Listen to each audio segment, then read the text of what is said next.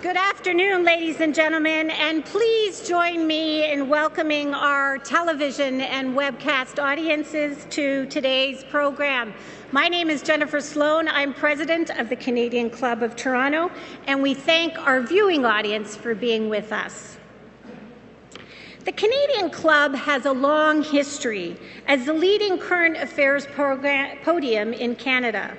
Led by a volunteer board of directors, we are dedicated to encouraging open and accessible debate on issues that matter to Toronto, to the province, and to our country.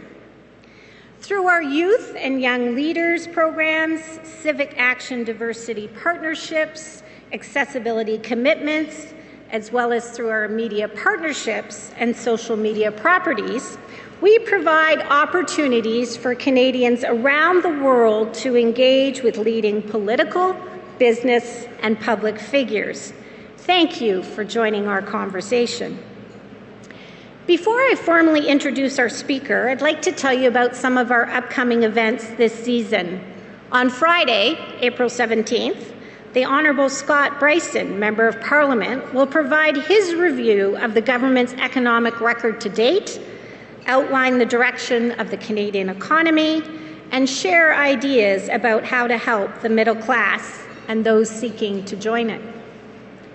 On April 27th, Christine Elliott, candidate for leader of the Progressive Conservative Party of Ontario, will be with us to outline her bold vision for the future of Ontario and offer her solutions to restore Ontario's position as a leader in Canada. And on April 28th, we are proud to recognize one of the country's most distinguished Canadians, the Right Honourable Paul Martin, with our 2014 Lifetime Achievement Award, an award that celebrates the lifelong efforts and leadership of extraordinary Canadians. For a full listing of the club's upcoming events and to order tickets, please visit our website at canadianclub.org. You can also join the conversation via Twitter and Instagram by following us at CDNCLUBTO or by using that hashtag.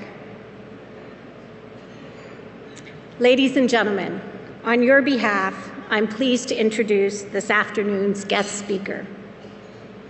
His political ambition began in grade 5.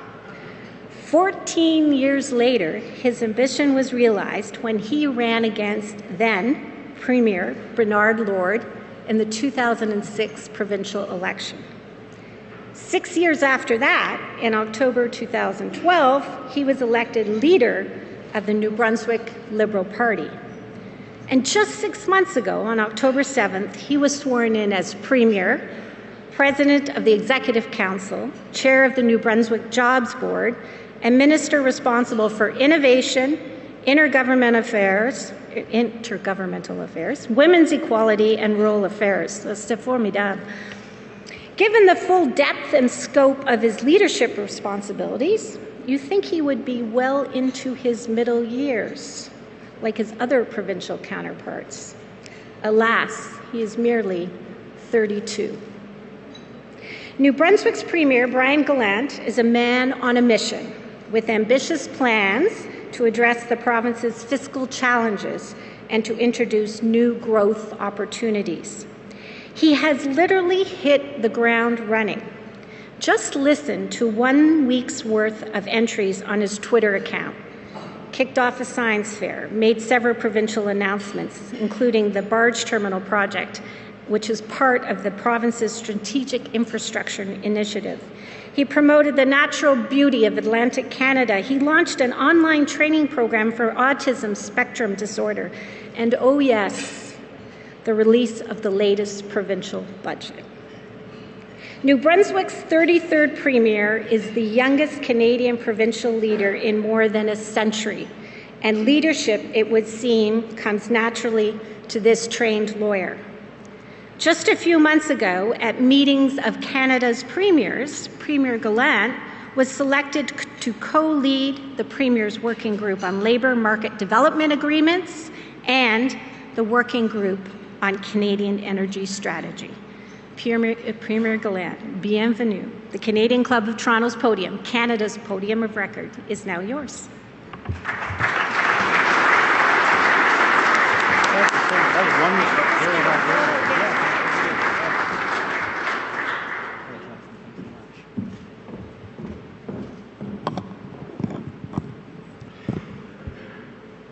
As a guy who's from small-town New Brunswick and whose father and mother worked at grocery stores and fast food restaurants their whole lives, I am very, very humbled to have the opportunity to speak with you today and to obviously have a discussion about the future of New Brunswick and its role in our beautiful country.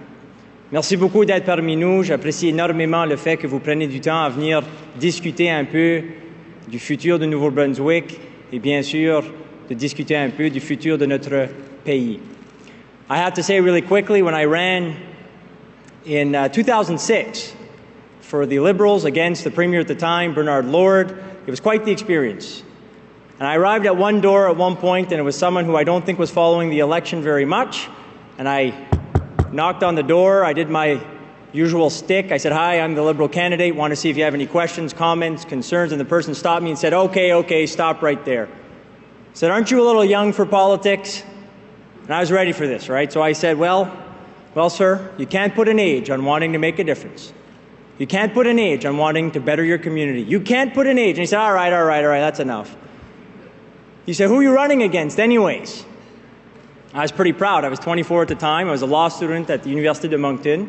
So I was quite proud. And I said, well, sir, I'm actually running against the Premier himself, Mr. Bernard Lord. And he said, oh, you're not young, you're crazy. You might have been right. Mais je voulais faire une différence et pour moi, c'est la politique que je voulais utiliser pour faire une différence. I very much appreciate the fact that you all have an interest in New Brunswick, and I very much appreciate the fact that you're here to find out what's happening and how we can all work together. I have to tell you, for my speech, I was wondering what I should talk to you about today, and as I was thinking about what message I wanted to give you, I couldn't help but remember about one of the first weeks I was elected to the legislature. We were there, and I was the leader of the opposition. We had some veterans join us, which was fantastic. And as we always do, we thank them for being there. We thank them, of course, for what they've done for our country. Afterwards, one of them came over. He was probably about 90 years old. And he said, I want to introduce myself. I used to write speeches for Premier Louis J. Robichaud. And I said, well, sir, what an honor it is to meet you. Thank you so much for what you've done for our country and for our province. And to meet somebody who's written speeches for probably the greatest premier in New Brunswick's history, and I would argue one of the best premiers this country has ever seen. You've written speeches for an incredible person. I have to ask you, what advice would you have for me? He stopped, he thought, and he said, write your own speeches. Which is probably good advice. So that's what I did today. One of the things I want to talk to you about today is what's happening in New Brunswick. Now, some of you may have seen the Ibbotson piece in the Globe and Mail, where he spoke about the shrinking Maritimes. I want to discuss that a little bit today. Obviously, I have a bit of an issue with the article.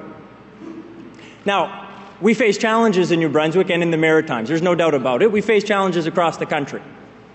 So I won't dispute the fact that we have challenges that we have to collectively work together on to get over and to, of course, find ways to get our province on the right track. So I won't dispute that, but I have to dispute a few things that was mentioned in this article. First off, he spoke about the challenges that we have fiscally.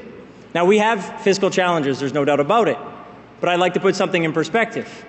If you actually take the government's debt in New Brunswick and in Ontario, and you compare the two, well, you actually have a per capita amount in Ontario, per person, per capita, of over $20,000 of provincial debt. In New Brunswick, it's over $16,000. There are other factors to consider, of course, but I just want to put that in perspective. He talked about our population as well.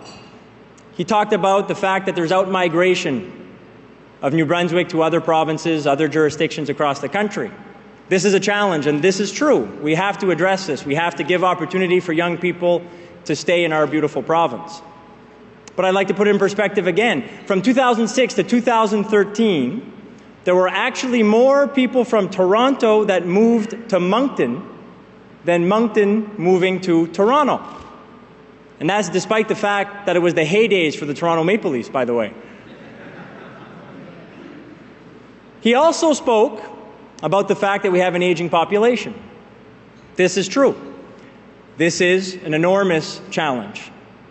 I argue it's a challenge that we all feel across our beautiful country. And that's one of the reasons why I've, with the other premiers and my colleagues across the country, have spoken about the need for us as a nation to have a strategy to ensure that we're providing proper senior care as a country. But I still want to put it in perspective. For example, if you look at the percentage of engineers in Fredericton, our capital, we have more than Toronto does. In fact, we actually have one of the most in the country. Now, he also speaks about, and this one was the one that probably bothered me a little bit the most, a sort of perceived notion that we're not open in New Brunswick and in the Maritimes to new Canadians. Well, if you scale the cities down and you do it on a per capita basis, Fredericton actually has more immigrants than every single community in Ontario except for Toronto. Don't forget that STU, St. Thomas University, very small university but a mighty one, actually has over 40 countries represented in its student body. And the reason I take it a little bit personally, this one, is because of my family story. My mother is of Dutch descent. She came to Canada, her family came to Canada and to New Brunswick in 1952. They arrived, they could not speak a word of English, they could not speak a word of French, they virtually had no money in their pockets, and they had 17 kids. So Oma and Opa came here with, by the way, those 17 kids produced 72 first cousins for me. So 2 or 3 of you are my cousins and you don't know it. And as Mr. Turner, Mr. Tobin, Mr. Zed, Mr. Marneau, and a few others know, having 72 first cousins is pretty good for politics too, by the way. They came here to a country and to a province that wouldn't judge them based on where they're from, what language they speak, or even how much money they have. They came to a country and to a province with New Brunswick that would judge them based on their character, their integrity, their hard work, and their sense of community. So we are open to the world, and we are open for business. Now, don't get me wrong, we face challenges. I don't want you to leave this room thinking that we have no challenges in the Maritimes and in New Brunswick. But we are working day in and day out to face them. We are focused on trying to make New Brunswick the best place to live, the best place to work, the best place to raise a family.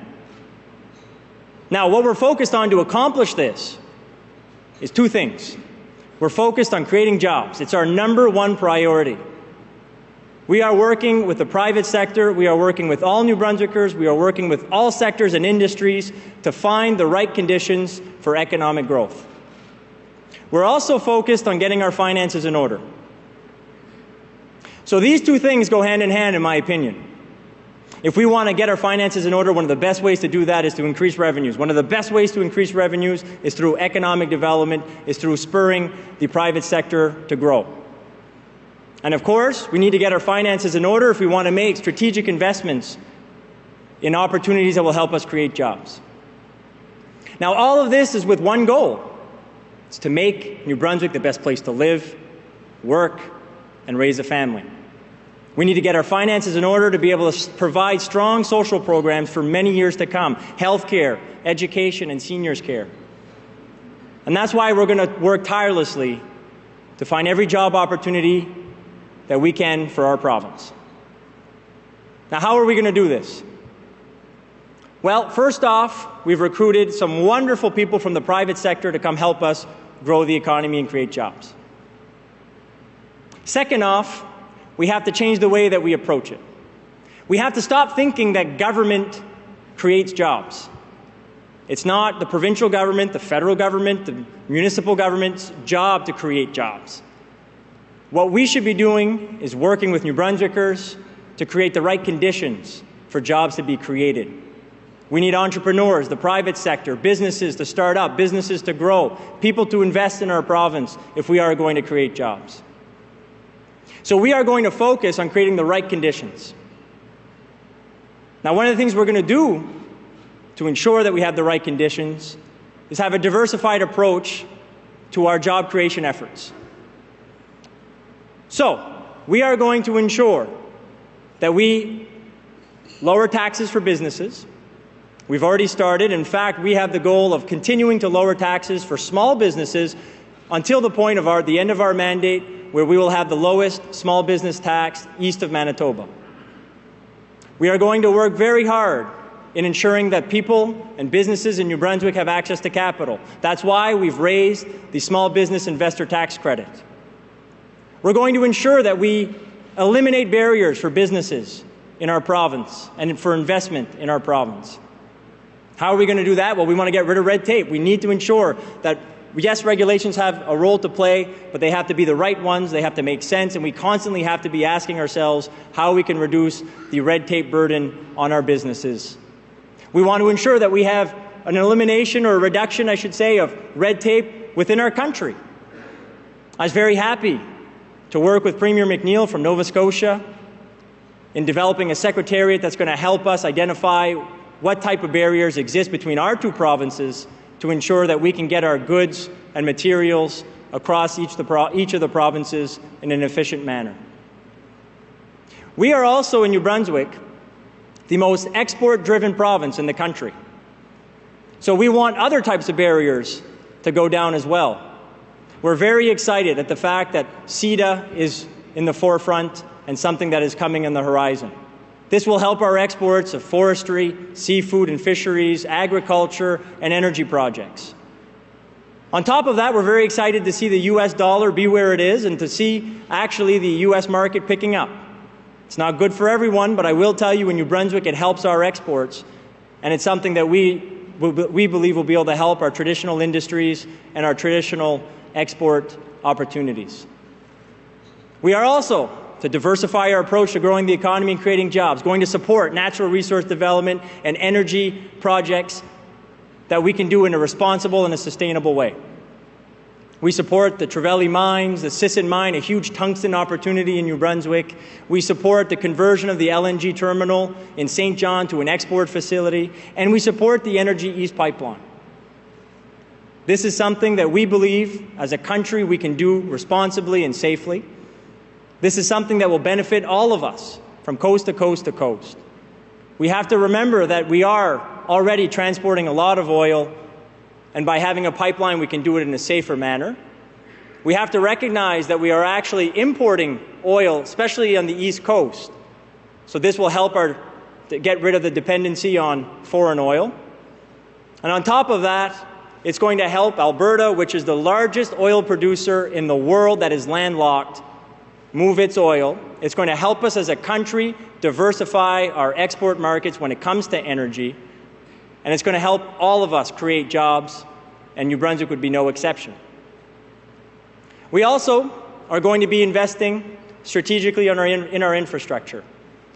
We want to ensure that we stimulate the economy in the short term, and we set ourselves up to have the right infrastructure pieces for economic growth in the long term. De plus, nous allons investir davantage dans l'innovation. Why innovation? Well, we want to ensure that we become the most efficient and innovative province when it comes to delivering healthcare, education, seniors care, and many other important social programs.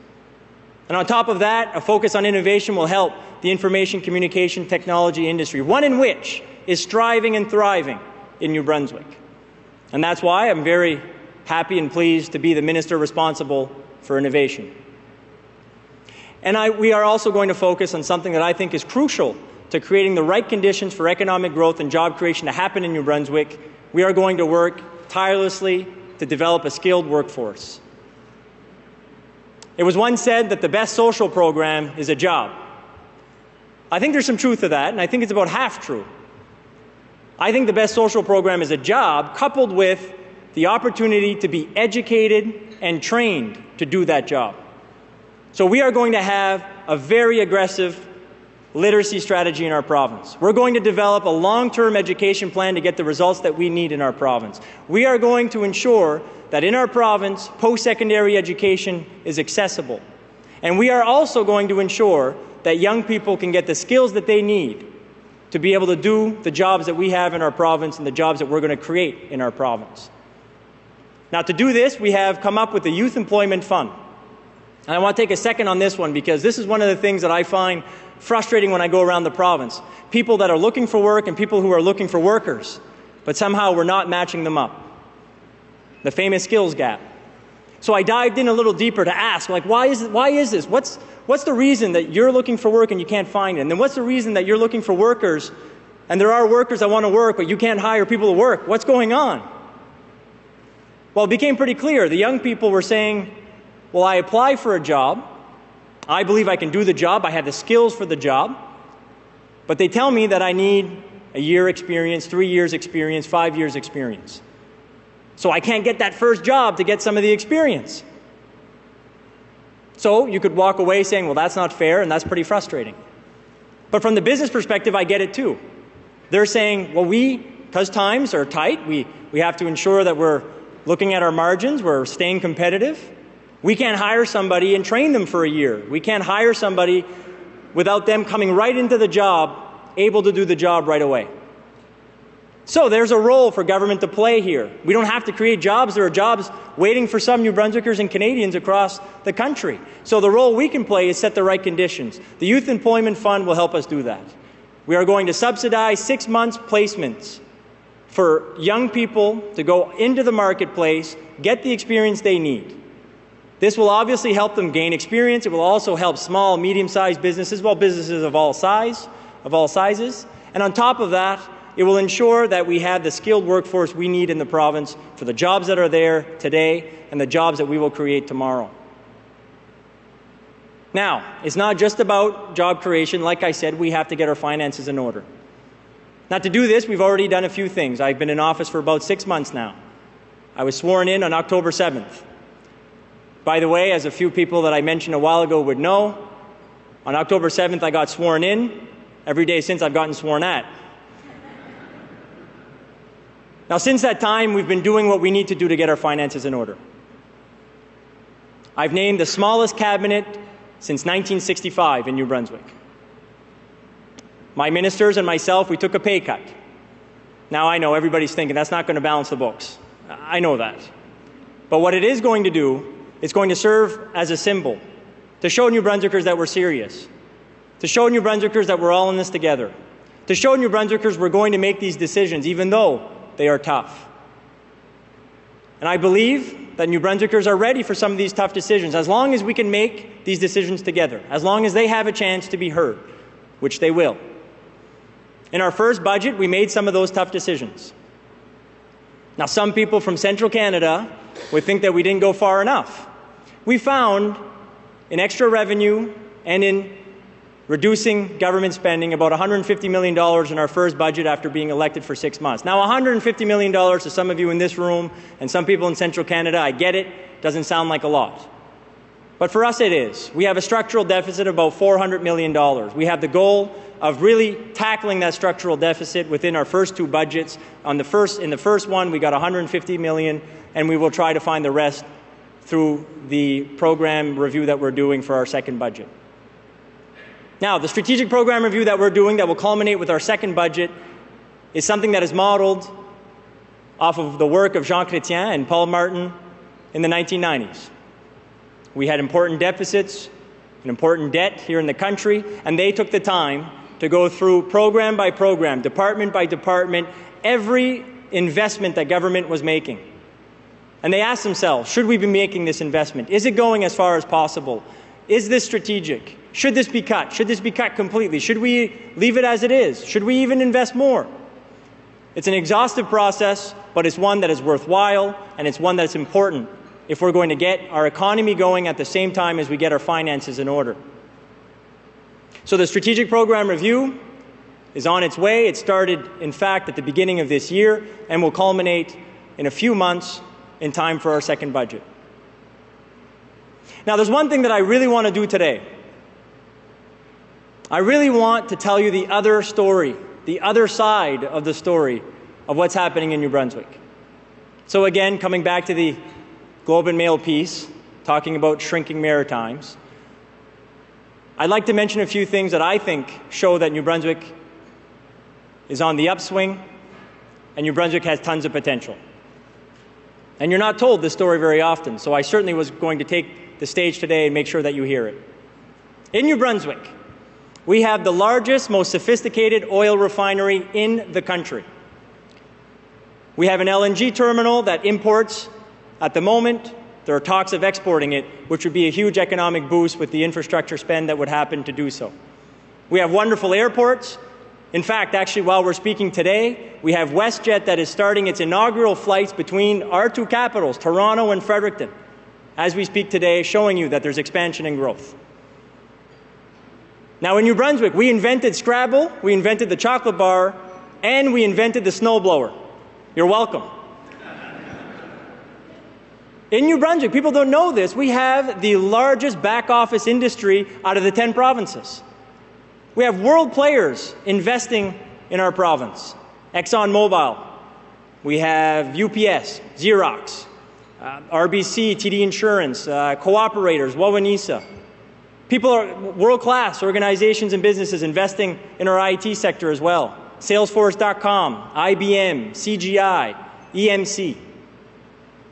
We find ourselves with a thriving IT sector to the point that in 2011 and 2012, in the ICT sector, 2 of the largest venture capital deals in the country were done in New Brunswick. Maclean's magazine has ranked Sackville, New Brunswick's Mount A 18 times as the best university in the country. No other university even comes close to that. L'Université de Moncton a des anciens et des anciennes qui sont renommés au niveau international, des personnes comme Antonine Maillet, Régent Thomas, des personnes comme Roméo Leblanc qui était le gouverneur général du Canada. We find ourselves with UNB being ranked the most entrepreneurial university in the country. That's not enough for you? Well, in Fredericton, recently twice, we were ranked as having the city be in the top 7 intelligent communities in the world. St. John, recently, twice named the best place to do business in the country. Moncton, recently, twice named as the most competitive place to do business in the country. Still not enough? Well, in New Brunswick, we have been ranked by KPMG in 2014 as having the lowest tax burden for businesses in North America and in Europe. So we are working extremely hard. We are doing the right things. We are focusing on creating jobs. We are focusing on getting our finances in order. We are setting up the conditions for economic growth. Now, there's going to be ups and downs, as you all know. I was very pleased to see last month in New Brunswick, the economy was able to produce 2,100 jobs. Again, that may not sound a lot to you, but that's great for us. Since we've been sworn in, 2,500 jobs have been produced by the New Brunswick economy. We're very proud of that. And times are tough, there's no doubt about it. And to find ourselves as the only Atlantic province last month to create jobs, well, we're extremely proud of the efforts that we are collectively doing in New Brunswick to put our province on the right track. I hope that you will all work with me, because I want to work with you. We have some challenges as a country. We have to work together if we're going to face them. Well, in New Brunswick, I'm here to tell you that we're going to do our part. We're going to right our fiscal ship. We're going to invest strategically. We're going to ensure that we have the right economic climate for investment and job growth. And we want to do this because we want to help our country create jobs, be a land of opportunity, and ensure that we have the best places to raise a family. And I care deeply about this because my Oma and Opa in 1952 came here believing that, and I know everybody in this room still believes it's the case, but we can't take it for granted. So I ask for you to look at what you can do with us in New Brunswick. We want to work with you. We want to support you. We want to help. Anything we can do, you just have to let us know. And I'm sure and I'm convinced that collectively we'll be able to move New Brunswick forward. and collectively we'll be able to see a prosperous and progressive and beautiful Canada. Merci beaucoup. Thank you very much.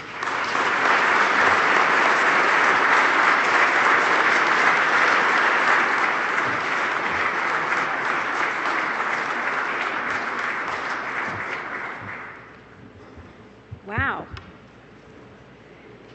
Premier, on behalf of the Canadian Club of Toronto, I'd like to extend my sincerest appreciation for including us in a very busy schedule. The entire country is very fortunate to have a young, new, dynamic political leader to help spark interest in politics as a career.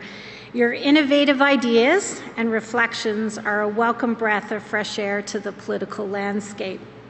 Your plans for New Brunswick demonstrate a clear commitment to making a positive impact and contribution. The work that your government has already done in laying the foundation for economic growth and development is inspiring.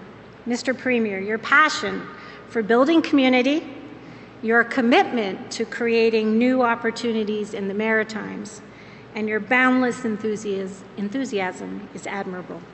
It would be our pleasure to welcome you back to hear about your results in the province. In the meantime, please accept our best wishes for success in your partnership, and thanks again for being with us this afternoon. Thank you.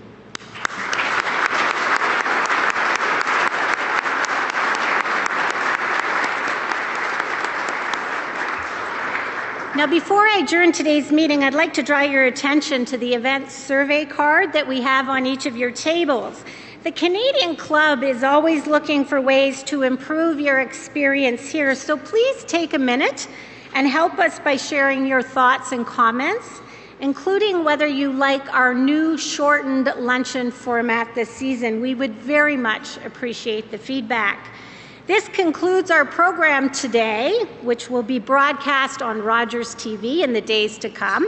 We'd like to thank mediaevents.ca, Canada's online event space, for live webcasting today's luncheon. We are also grateful to Rogers TV and 680 News for their continuing promotion of Canadian Club events. To learn more about the club, please visit us at www.canadianclub.org. Ladies and gentlemen, thank you so much for joining us today. Our meeting is now adjourned.